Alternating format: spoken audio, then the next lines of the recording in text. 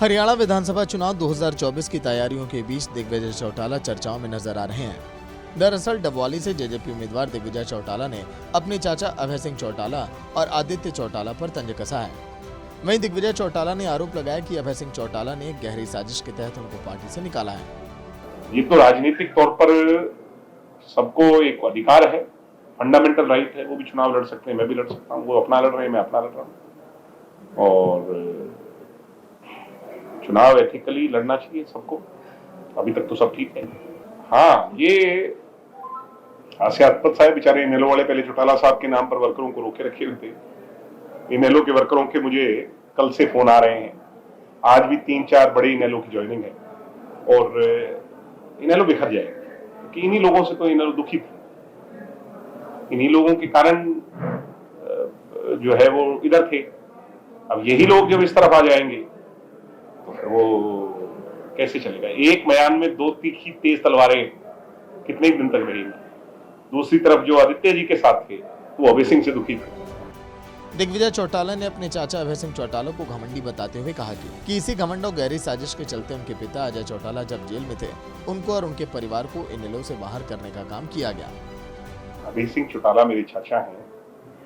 वो भूल जाते हैं बार बार कि हमने भी उसी घर में जन्म लिया है जिसमें उन्होंने लिया। मेरे पिताजी भी उनके बड़े भाई हैं और उनके 2 लाडले छोटे छोटे जो हमारे भाई हैं वो मेरे ही छोटे भाई हैं। घमंडी और अहंकारी व्यक्तित्व उनका सामने आ जाता है। मैंने कल कहा है कि आजकल वो बेड से 3 फुट ऊपर सोने लगे हवा में। जल्दी वो हवा का बुलबुला फूटेगा और धरती पे आना पड़ेगा। अभय सिंह चौटाला ये भूल जाते हैं कि हमारी रगों में भी वही खून है जो उनकी रगों में है। अभय सिंह चौटाला ये भूल जाते हैं कि अभय सिंह चौटाला की गहरी साजिश के तहत इनेलो 2 फट गई। पार्टी से निकाला गया था। मैं बार बार ही कह रहा हूं, वो कह रहे हैं ना कि छोड़ के गद्दारी करके गए।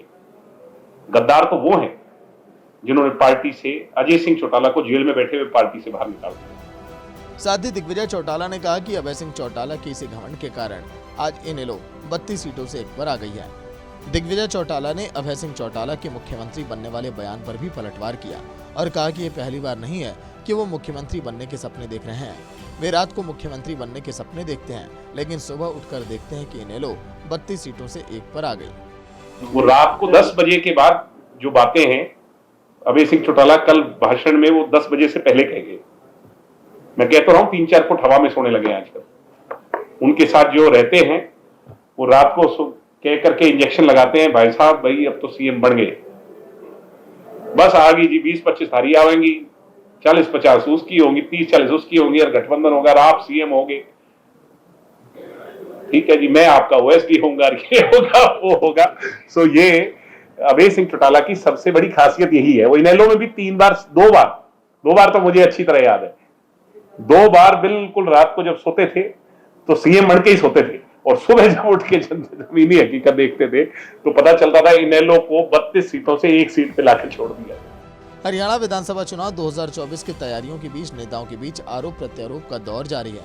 इस बीच दिग्विजय चौटाला ने चाचा अभय सिंह चौटाला और आदित्य चौटाला पर हमला बोला है। बहरहाल पूरे प्रदेश में चुनावी मौसम का माहौल है। अब देखने वाली बात होगी कि इस चुनावी माहौल का क्या परिणाम सामने आता है।